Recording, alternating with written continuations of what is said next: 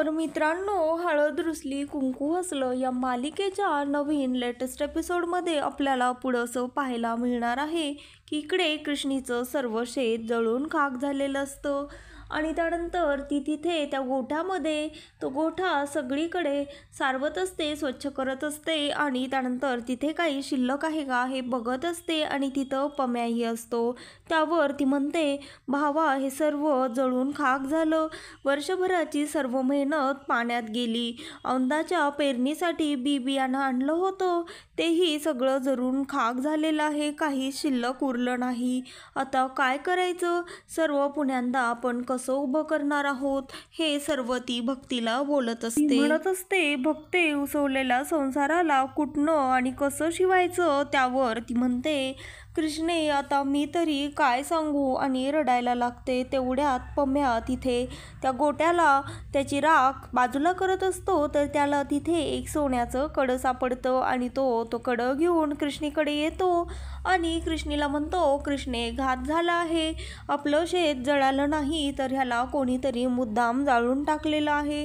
हे बघ, हे त्या राखीमध्ये गावलं आहे, हे सोन्याचं कडं आहे. त्यानंतर ती हातामध्ये घेते आणि त्याला बघायला लागते तर तिथे तिला सुलोचना रांगडे पाटील असं नाव दिसतं आणि ती म्हणते, हे त्या बाळजाबाईनेच केलेलं आहे, म्हणजे आपण त्या डेअरी विकण्यासाठी विरोध केला म्हणून तिने हे आपलं असं नुकसान केलं.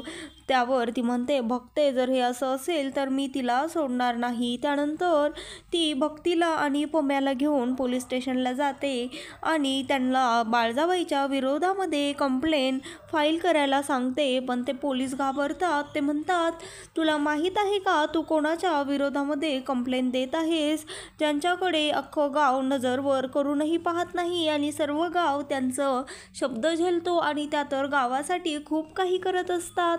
मग आम्ही त्यांच्या विरोधामध्ये ही कंप्लेन घेऊ शकत नाही, तुझं काहीतरी गैरसमज झालेला असेल. त्यावर ती म्हणते, साहेब काही गैरसमज झालेला नाही आणि माझ्याकडे तसा पुरावाही आहे, त्यामुळे तुम्हाला कंप्लेन ही फाईल करून घ्यावीच लागेल. त्यावर तो म्हणतात, तू इथनं निघून जा बाई. त्यावर ती म्हणते, मग गरिबांना इथे न्याय मिळणार नाही का. तेवढ्यातच तिथे त्यांचे दुसरे साहेब येतात आणि ते म्हणतात, काय कंप्लेन आहे अशी विचारपूस करतात. तर ते सांगतात, बघा ना सर, ही बाई ही पोरगी त्या बाळजाबाईच्या विरोधामध्ये कंप्लेन घेऊन आली आहे, तुम्हीच सांगा.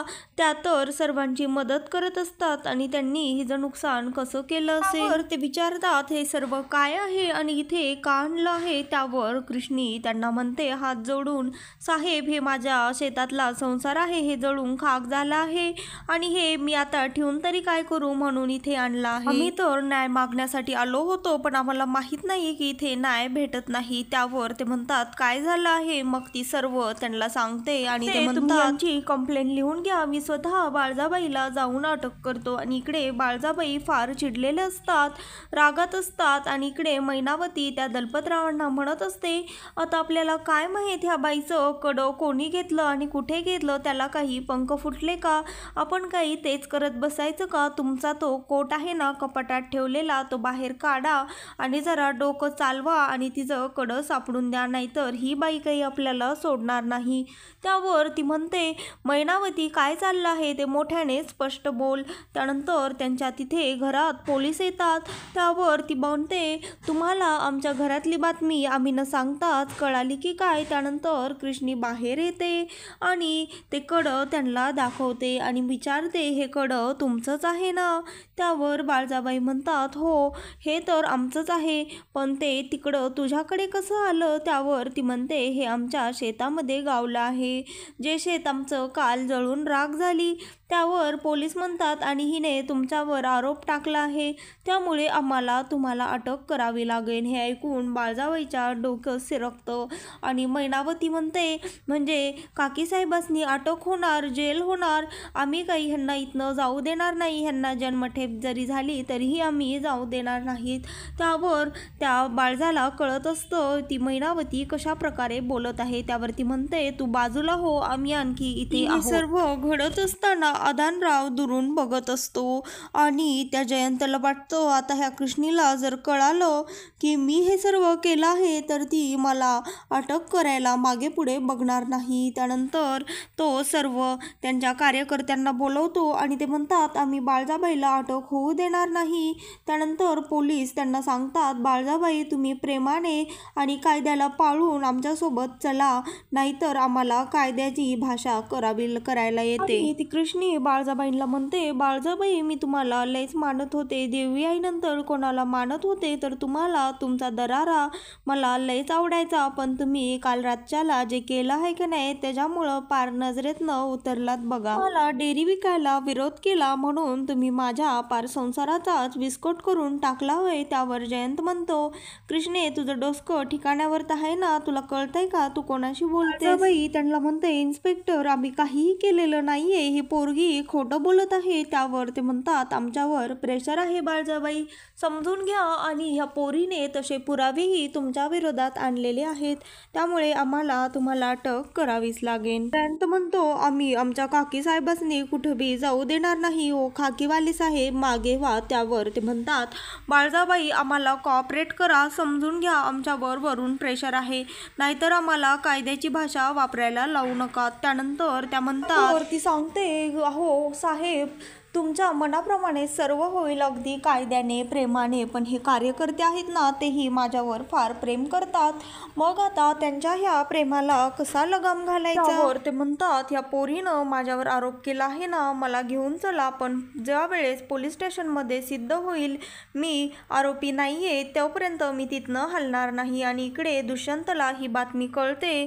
ती मैनावती दुष्यंतला फोन करून सांगते, तुझ्या आईला अटक झाली आहे. त्यानंतर तो लगेचच गावी जाण्यासाठी म्हणून निघतो आणि त्यानंतर तिथेच ती गौतमी आलेली असते. ती त्याला विचारते, काय झालं, एनिथिंग सिरियस आहे का. त्यावर तो म्हणतो, मॉमला अटक झाली आहे, हा जो कोणी असेल ना गौतमी मी त्याला सोडणार नाही.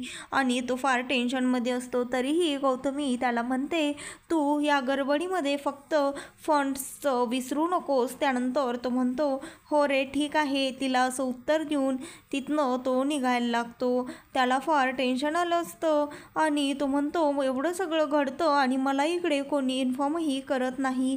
त्यानंतर लगेचच तो गाडी घेऊन गावाकडे जाण्यासाठी निघतो आणि वाटेतच त्यांना कॉलही करतो, पण त्याचा कॉल कोणीही उचलत नाही. बाळजाबाई म्हणतात, ही पोर स्वतःच मला जेलमधनं बाहेर काढेन, या घाला बेड्या, असं म्हणून त्या गाडीत बसतात आणि कृष्णीला म्हणतात, तू आधी आमच्याशी यायचं, शहानिशा करायचीस, पण तू तर थेट पोलीस स्टेशनलाच गेलीस की ग. पण आता काही हरकत नाही, आता आपण थेट कोर्टातच भेटू. आणि त्यानंतर इकडे त्या पोलीस स्टेशनला पोहोचलेले असतात तर तिथे आधीच मीडिया जमा झालेली असते. त्यानंतर ते बाळजाबाईंना प्रश्न विचारतात, इलेक्शन तोंडावर आलं आहे आणि तुम्हाला असे आरोप तुमच्यावर टाकण्यात आलेले आहेत, तर तुम्हाला काय वाटतं, ही विरोधी पक्षाची खेळी आहे का. त्यानंतर त्या कोणाच्याही प्रश्नाचं उत्तर देत नाहीत आणि दलपतराव सर्वांना तिथनं बाजूला करतात आणि तिथे अधानराव रुमाल घेऊन येतात आणि त्यांना म्हणतात, ह्याची आतमध्ये लयच गरज लागन. त्यानंतर त्या अधानरावला एकही शब्द न बोलता तिथे जातात आणि सर्वांना हात जोडून उभे राहतात आणि इकडे ह्यांना विचारतात, दलपतरावांना, भाऊजी सगळं मॅनेज करा, तुम्हाला माहीत आहे ना मी कशाबद्दल बोलत आहे, आता जे काही घडत आहे त्याचा सोक्षमोक्ष लगेच्या लगेच लागला पाहिजे. त्यानंतर ते म्हणतात, हो वहिनी साहेब तुम्ही काहीच काळजी करू नका. आणि इकडे तो अधानराव स्वतःच्या मनाशीच म्हणतो, सत्तेला जेव्हा माणूस दिसेनासा होतो तेव्हा त्याला माज म्हणतात आणि आपल्याच माणसाला आपला माणूस ज्यावेळेस दिसेनासे होतो त्याला लाज म्हणतात. तुझ्या या माज ते लाजपर्यंतच्या प्रवासाला माझ्या लक्ष शुभेच्छा. आणि इकडे दुष्यंत निघालेला असतो, तो वाटेत असतो, तो सगळ्यांचा फोन ट्राय करतो पण त्याचा कोणीच फोन उचलत नसतं, त्यामुळे तो जास्तच टेन्शनमध्ये फ्लॅटमध्ये आलेला असतो आणि इकडे अदानराव घरी आलेले असतात आणि ते ड्रिंक करत असतात आणि त्यांच्या घराच्या कार्यकर्त्यांना 1-2 नौकरांना म्हणत असतात, आज मी फारच थंडगार झालेला आहे, मला आज फार खुशी झालेली आहे. हो, मी एवढा आनंदी कवाच नव्हतो, म्हणजे पार आमचं लईच वर्ष झाली आमचं लग्न झालं म्हणल्यापासूनच हरकत नाही. तेव्हापासनं ही बाळजाबाई आमच्या डोक्यावर मिरा वाटत आलेली आहे. मोका दुसरं काही नाही. आता त्यांचाच डाव त्यांच्यावर जेव्हा उलटवलाय तेव्हा मला आता लईच थंडगार वाटायले, असं म्हणजे काडकन मोडल्यासारखंच भारी वाटायला लागलेलं आहे. एक माणूस त्यांना विचारतो, अहो पण आता उद्या बाळजाबाईचा फोटो पेपरात आल्यावर मग त्यावर ते म्हणतात, मग काय आपलाच आवडता माणूस असा बेडे घातलेला दिसल्यावर टाळ्या वाजवण्याचे दिस गेले. आता लोकांना बी राजकारण कळायला लागलेलं आहे. त्यानंतर ते म्हणतात, आता ह्यांना भावी उमेदवार म्हणून जेवढं फोटो सेशन करायचं आहे तेवढं करून घेऊ दे. त्यावर तो विचारतो, भावी उमेदवार म्हणजे? त्यावर तो सांगतो, गड्या राजकारण आहे आणि ह्या बाळजाबाई नावाच्या पैलवानाला असा दणका द्यायचा आहे की परत कधीच त्याच्या डोक्यात इलेक्शन नावाचा प्रकारच विचार घुसला नाही पाहिजे. आणि इकडे दुष्यंत पोलीस स्टेशनला पोहोचलेला असतो आणि तो म्हणतो, आई हे सर्व कोणी केलं आहे, फक्त मला त्याचं नाव सांग, मी त्याला सोडणार नाही. त्यावर जयंत म्हणतो, त्याच भिकारड्या कृष्णीनी हे सर्व केलं आहे. त्यानंतर तो म्हणतो, चल तू आई घरी. त्यावर ती म्हणते, जोपर्यंत ती पोरगी इथे येऊन माझी माफी मागत नाही तोपर्यंत मी इथनं हलणार पण नाही. त्यानंतर तो कृष्णीच्या घरी जातो, तिला ब्लँक चेक लिहून देतो आणि म्हणतो, तुझं जे काही नुकसान झालेलं आहे त्याची हवी तेवढी रक्कम घे, पण फक्त अट एकच आहे, पोलीस स्टेशनला येऊन माझ्या आईची सर्वांसमोर माफी मागायची. हे ऐकताच ती कृष्णी तो चेक फाडून टाकते आणि त्याच्या तोंडावर फेकून देते. तर मित्रांनो, हळद रुसली कुंकू हसलं या मालिकेचे नवनवीन लेटेस्ट एपिसोड पाहण्यासाठी आत्ता चॅनलला लाईक, शेअर आणि सबस्क्राईब मात्र नक्की करा.